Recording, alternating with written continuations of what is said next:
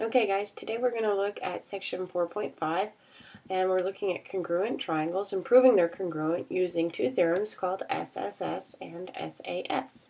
So our learning goal is that students will show that two figures, we're looking at triangles today, are congruent.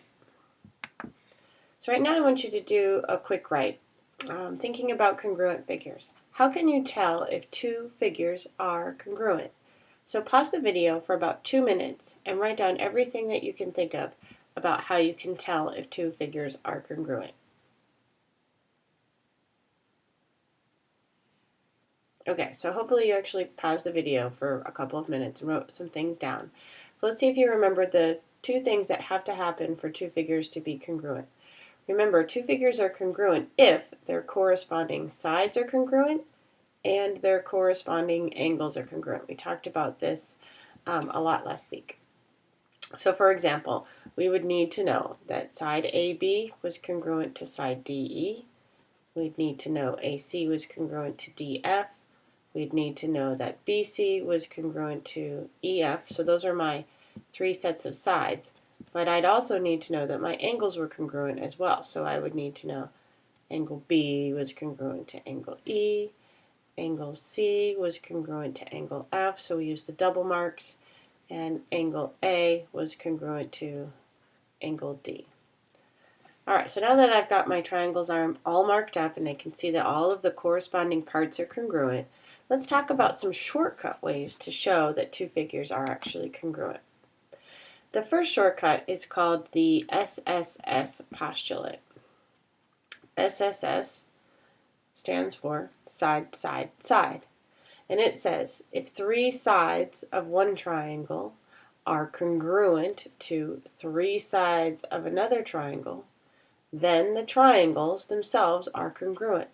So what this is saying is that I don't need to know anything about the angles of these triangles, but if I know that all three sides are congruent, then the triangles are congruent. So if we have my two triangles marked like this, then they've got to be congruent. So let's name these. Let's call these, like, I don't know, something different this time.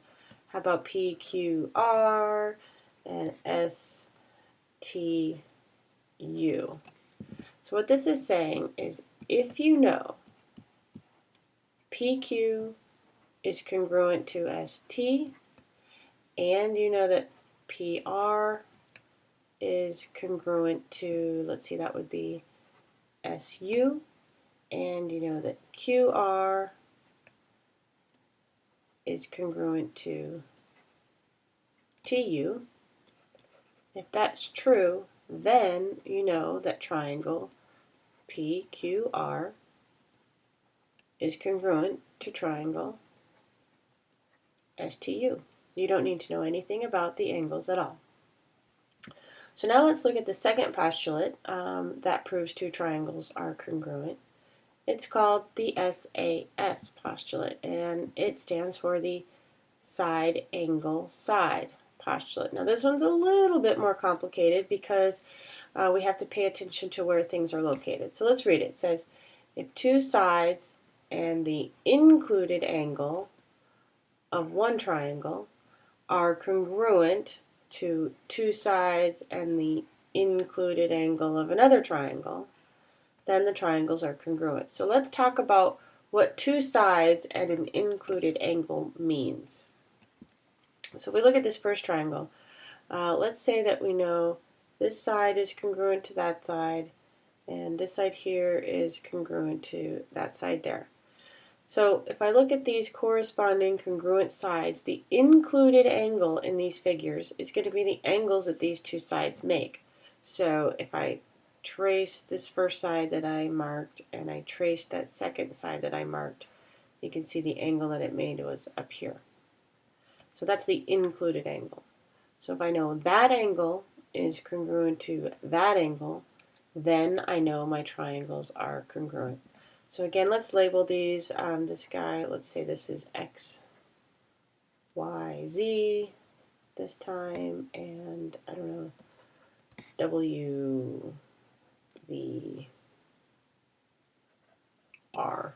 Okay, kind of random. So this time, if we know that XY is congruent to, whoops, not xz, just kidding. If we know that xy is congruent to wr, and we know that xz is congruent to wv, and we know that angle x is congruent to angle w, then we know triangle xyz is congruent to triangle WRV. And again, make sure you write your congruency statement in the right order. So now we're going to practice identifying whether or not triangles are congruent by one of these two theorems or postulates. So take a look at these two figures, draw them, put the markings on them, and then let's think about, are these triangles congruent? Well, if I look at the markings, I can see I've got one set of sides congruent here, another set of sides congruent here. We've got 2 marks there, and then we got 3 marks here and 3 marks here. So I would say, yes, these triangles are congruent, and I know they're congruent by the side, side, side postulate. All right, that was pretty easy. Let's look at the next one. Are these two triangles congruent? So again, look at the markings. I've got a side here and a side here. And then I've got a side here and a side here. But I think I might be trying to trick you because look, here's my included angle between these two sides. But in this case, the marked angle is not included between the two sides that are marked. See those two marked sides here? The included angle between those two sides would be up here. So these guys are actually not congruent. I have not shown that two sides and the included angle are congruent. So that would be a no. Let's look at the last picture here. Again, I think this is an example where I'm trying to trick you. I've got a side here congruent to a side there, and then these two sides are also congruent. But look at the angles that are marked. First of all, the angles that are marked are clearly not congruent. This guy is much smaller than this guy is. This marked angle up here is attached to the side that has 1 mark, and let's choose a different color. This marked angle here is connected to the side with 2 marks. So we don't have corresponding angles congruent. They're also not the included angle. The included angles would have been down here. So this is not enough information to prove that these two triangles are congruent. All right, well, let's look at these two pictures. Are these triangles congruent? So over on the left, we've got 1 mark and 1 mark, so those two sides are congruent. These two sides are congruent here. And then if I actually separated these two triangles out, this is kind of crazy. I got one triangle over here where this would be A, B, C. And if the triangles weren't attached to each other, my second triangle would look like this, where this was C, D, A. And so far we've got AB congruent to A, or excuse me, that was the wrong letter, that should be a B. AB congruent to BD. We've got AC congruent to CD. And it also makes sense that BC would be congruent to BC because BC is the same segment. We've actually talked about this before. We're like, why do we even need that property? It seems kind of silly. But this is the reflexive property. And it says something is congruent to itself.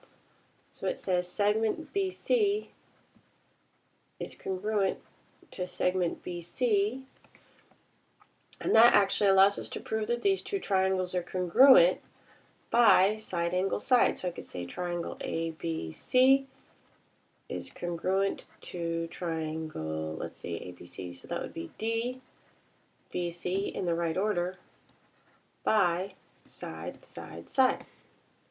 If we look at this second picture over here, we have a similar situation. This side is congruent to that side, so AB is congruent to DB. We've got these two angles congruent, so angle ABC is congruent to angle DBC. And again, because this side is attached to itself, side BC is congruent to side BC. And so this is a side angle side setup. So this time triangle ABC is congruent to triangle DBC by side angle side. Perfect.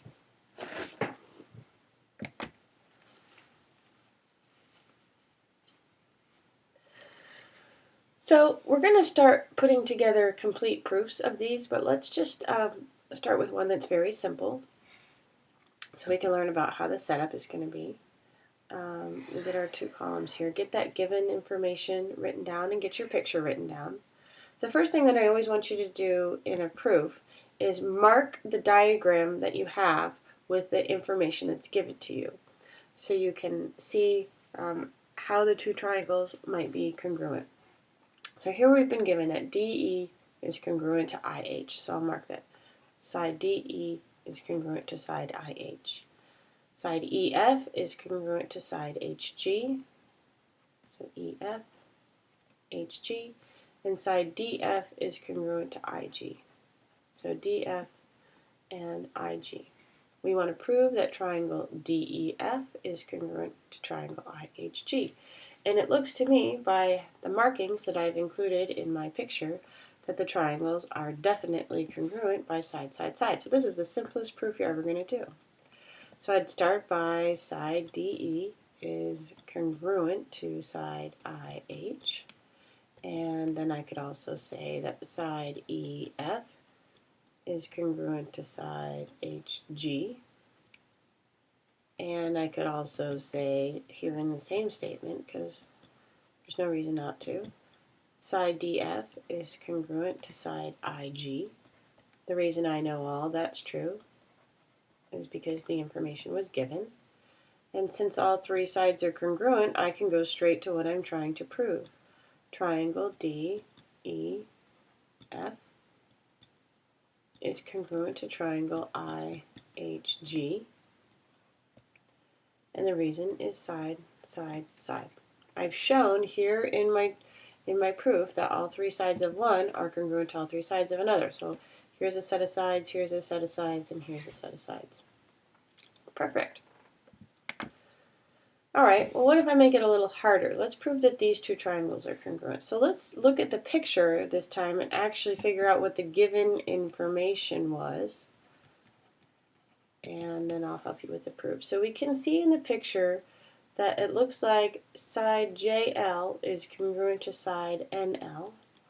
So segment JL is congruent to segment NL. And it also looks like, according to the markings, KL is congruent to ML. So KL congruent to ML. So that's my given information. And I'm trying to prove that the two triangles are congruent, so we'll write it in the right order. So if I call it triangle JKL, the other triangle would have to be NML, because N matches up with J, and matches up with K. So NML. Awesome. Alright, so now let's get our statements and reasons set up. We'll start with the given. So first I know that JL is congruent to NL, and KL is congruent to ML. That's given. But that's not enough to prove that the two triangles are congruent, right? All I've done here is showed a set of sides congruent and a set of sides congruent. That's not enough. I either need to know all three sides are congruent or two sides and the included angle are congruent. Well, there's no reason for me to conclude that this side is congruent to that side. However, if I look at my included angles here and here, it looks to me like those are probably congruent. They're formed by two intersecting lines, which means that these two angles are vertical angles, and so therefore they have to be congruent. So we'll write down here, we got to name the angles correctly. So the first one would be angle JLK, and that angle would be congruent to NLM. And the reason those angles are congruent is because they're vertical. So we'll write vertical angles are congruent for my reason. That's a theorem. And now, here I've got a set of sides congruent, another set of sides congruent, and a set of angles are congruent, and that angle is inside my two sides. So that's enough to show that triangle JKL is congruent to triangle NML by side angle side. And we're done. And I think that was my last example. So make sure you get all those examples down nice and neatly in your notes, put in your summaries, your left-hand column questions, and it'll be done. It'll be awesome.